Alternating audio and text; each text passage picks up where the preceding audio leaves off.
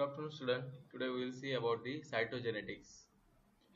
What is meant by this cytogenetics? This cytogenetics it deals mainly with the study of chromosomes and the sex chromatin.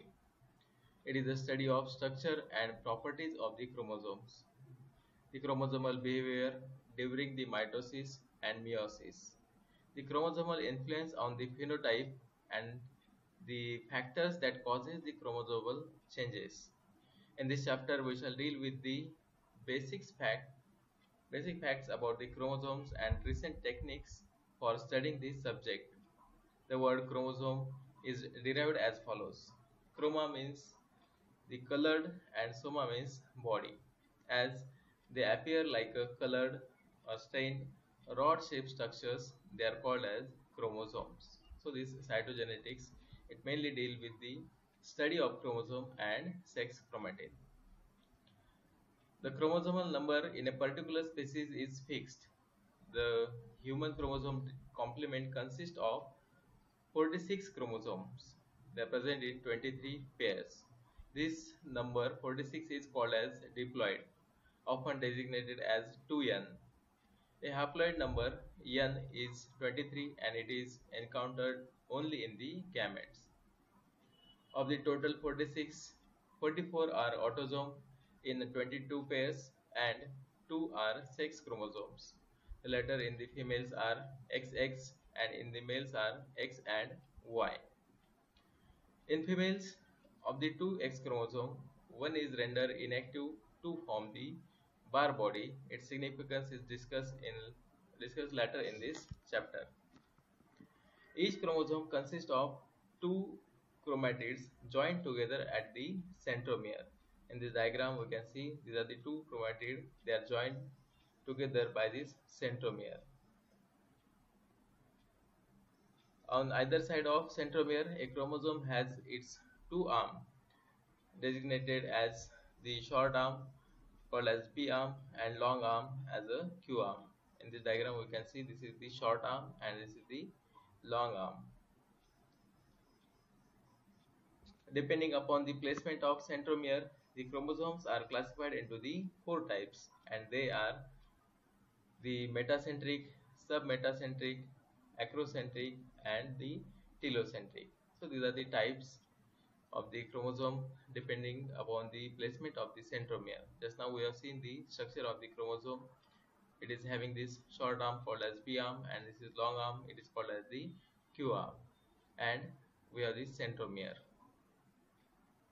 Depending upon the placement of the centromere, these chromosomes they are classified into these four types. Metacentric chromosomes. In this, the centromere is almost in the center and two arms are nearly equal in size.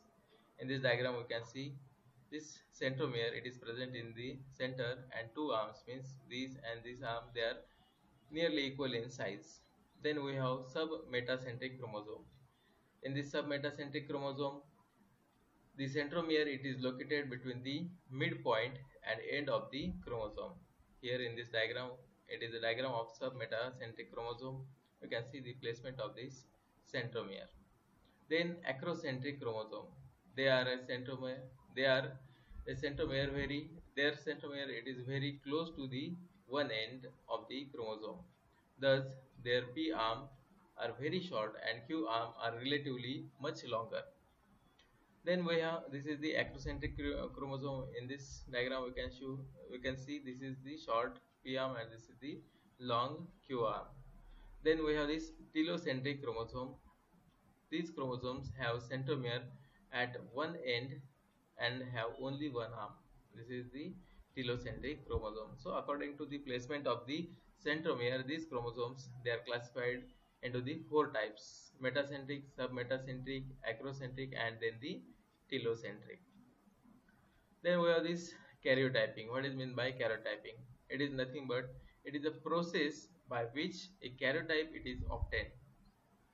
In this process, the metaphase chromosomes are obtained for analysis and then photomicrographed. So it is karyotyping. It is nothing but the process by means of which we can obtain these karyotypes. The photographs of the individual chromosomes are then cut and arranged according to the standard classification. This is called as the ideogram or the karyotype. This karyotype, it is a complete set of chromosome in term of number and morphology of the chromosome of an individual. So this karyotype, it is nothing but the complete set of chromosome in term of number as well as the morphology of the chromosome of an individual. In this diagram we can see this is the human male karyotype. We have these sex chromosomes such as the X and Y. This is the arrangement of the chromosome according to their structures. Then how these chromosomes they are classified? The chromosomal classification, first we have the Denver classification. In 1960 at the Conference of the Genetics at Denver, Colorado, the human chromosomes including the sex chromosomes were arranged in 7 groups on the basis of the length of chromosome, placement of centromere and the relative length of the arm. So these are the 7 groups by this Denver classification. They are from A to G, A, B, C, D, E, F and G. This A group, it contains first, second and third pair. This B group, it contains fourth and fifth. This C group, it contains 6 to 12 chromosomes as well as it contains the X chromosome. Then we have this D group. This D group, it contains 13, 14 and 15 chromosomes. Then this E group, it has 16, 17 and 18 chromosome. F, it has 19, 20 and this G group, it has 21, 22 chromosome as well as the Y chromosomes. So these are the 7 groups. These are depend upon the length of the chromosome, placement of the centromere and the relative length of the arm. This classification it is called as the Denver's classification. Then we have second important classification. In this diagram we can see the how these chromosomes they are arranged into the different groups. Group A, B, C, D, E, F and the G group. Then we have second classification, it is called as the Paris classification. It is devised in 1971 at the Paris conference. The identification of the chromosome based on the various banding patterns. So in this diagram, in this classification, we have this banding pattern on which is present on the chromosome. Today, this nomenclature it is accepted all over the world. According to this, both P and Q arm consist of the regions which are numbered like this 1, 2, 3. Starting from the centromere, the regions are further subdivided into the bands so as to give the precise location. For example, RBI locus, that is retinoblastoma locus, is situated on the chromosome number 13. Its precise location is 13PQ 14, that is the fourth band on the first region, of long arm of the chromosome 13. So this is the precise location of this RBI gene or the RBI locus. Then there are the standard symbols which are used in describing the karyotype. These are the symbols and these are the meanings of the symbol. The small p denote its meaning is the short arm of the chromosome. This small q it denotes the long arm of the chromosome. DEL means the deletion of the chromosome. DUP means duplication of the chromosome. Small I it denotes the isochromosome. Small r it denotes the ring chromosome. Then we have this T, it is translocation. TER means terminal or end of the chromosome. Then INV, inversion, and the slash it denotes the mosaicism. So these are the different symbols they are used in this karyotyping method. Then what are the samples they are taken for this karyotyping procedure? So type of samples, in this we have peripheral blood, the cord blood, bone marrow, bone marrow blood, the amniotic fluid and product of conception. You can use this kind of fluids or this kind of sample for doing this karyotyping. In this we will see this karyotyping by this peripheral blood culture, the chromosomal preparation. This involves the following steps. First we will collect the blood, a collection of the blood, then we will plant this, it is called as the planting, then incubation, then harvesting, staining, and final step is the study and analysis of the chromosome. So these are the steps involved in the karyotyping through this peripheral blood culture. We'll see each step one by one. First, we have this collection of the blood. The first step, it is collection of the blood. Blood is collected from the peripheral vein under sterile condition in a heparinized syringe. Then we have second step, it is planting.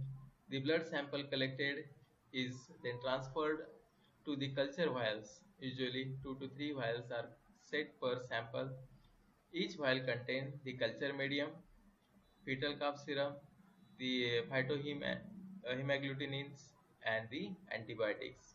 These antibiotics usually we use this penicillin and the streptomycin combination serves the purpose, but alternatively any other antibiotics can be used. The purpose of antibiotic addition to this culture is to prevent the bacterial growth. So these are the contents of these vials: culture medium, fetal calf serum, the phytohemagglutinin, and the antibiotics.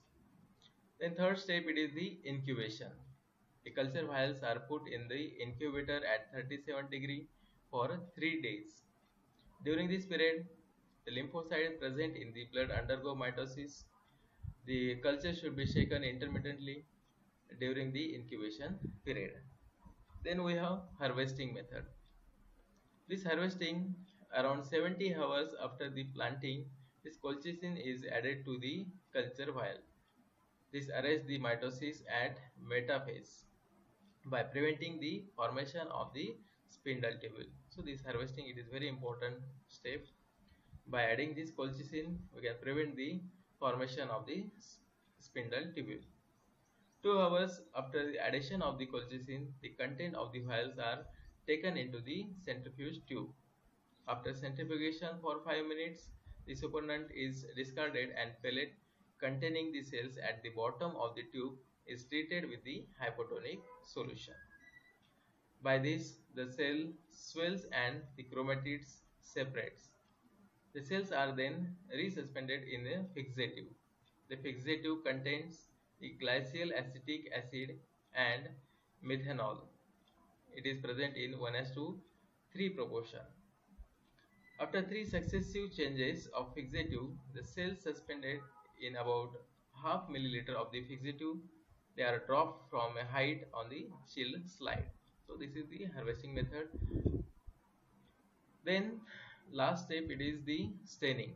For the chromosomal analysis, it is essential to stain them with one of the following banding techniques.